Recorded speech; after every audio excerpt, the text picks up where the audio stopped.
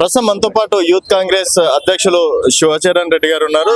శివ గారు చెప్పండి, అంటే నిన్న రాహుల్ గాంధీని అడ్డుకోవడం, ఈ రోజు మీరు దిష్టిబొమ్మ దానం చేయడం, సో పర్మిషన్ లేకుండా వస్తే ఎవరినైనా అడ్డుకుంటామని చాలా క్లారిటీగా రూల్స్ అండ్ రెగ్యులేషన్స్ ఉన్నప్పుడు రాహుల్ గాంధీ గారు ఏదో ఎలక్షన్స్ ఉన్నాయి, ఫోకస్ అవుదాం, ఫేమస్ అవుదాం అని చెప్పేసి వెళ్ళారని చెప్పేసి అనుకోవచ్చు. కాదు, ఫోకస్ అవుదాం, ఫేమస్ అవడం అన్ని రాహుల్ గాంధీ మళ్ళీ ఇది అట్లా కాదు, తప్పు.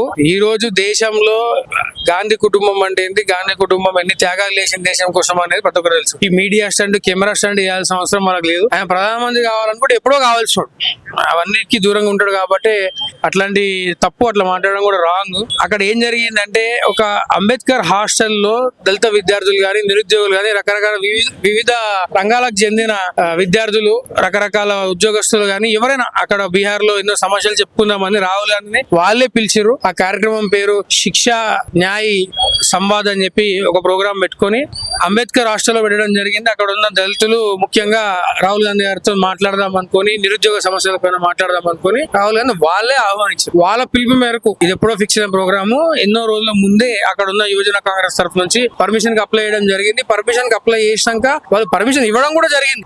ఇచ్చినాక లాస్ట్ మూమెంట్ లో ఏదో సెక్యూరిటీ రీజన్స్ కారణంగా దాన్ని ఆపినారు.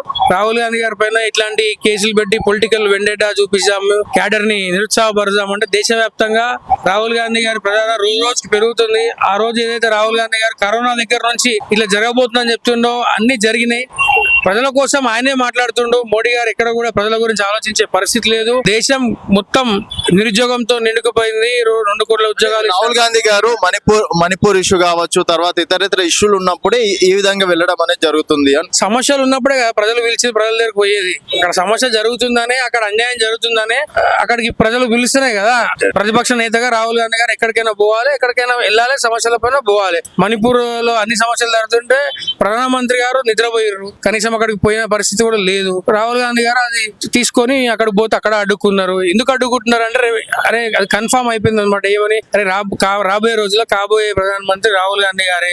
జనాలు కూడా ఎలా దీన్ని తీసుకుంటున్నారు అంటే, అరే మనకు గవర్నమెంట్ చేయాల్సిందంతా రాహుల్ గాంధీ గారు ముందే ఆయన్నే చెప్తే, ఆయన చెప్పిన తర్వాత వీళ్ళు ఇంప్లిమెంట్ చేయడం జరుగుతుంది. ఖచ్చితంగా రాహుల్ గాంధీ గారిని ఒక కేసు 2 కేసులు పెట్టి అడ్డుకుంటే ఇది ఆగేది కాదు.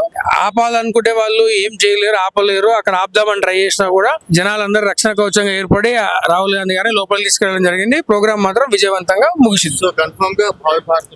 100% భావి ప్రధానిగా, మా భారత ప్రధానిగా నేను రాహుల్ గాంధీ గారికి చూడాలనుకుంటే, నేను అనుకుంటే మా యువజన కాంగ్రెస్ అనుకుంటుంది, కానీ ఆయన మనసులో ఏముందో మనకు తెలియదు కదా.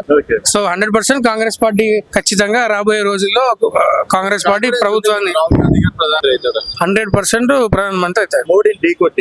మోడీ అది ఎవరినైనా ఢీకొట్టు. బీజేపీ వాళ్ళ బ్రాండ్ అంబాసిడర్ రాహుల్ గాంధీ ఉన్న రోజులు బీజేపీ గెలుపుని ఎవరు ఆపలేరు. కర్ణాటకలో ఓడిపోయారు, తెలంగాణలో ఓడిపోయారు, అట్లా అనుకుంటారు. అట్లున్నది కదా. రాహుల్ గాంధీ గారు ఏం చెప్తే అది చేసే పరిస్థితికి బీజేపీ వచ్చేసింది.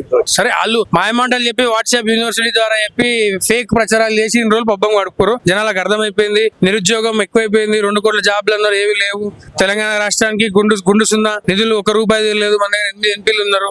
జనాలు బీజేపీ నమ్మడం మానేస్తారు. Thank you.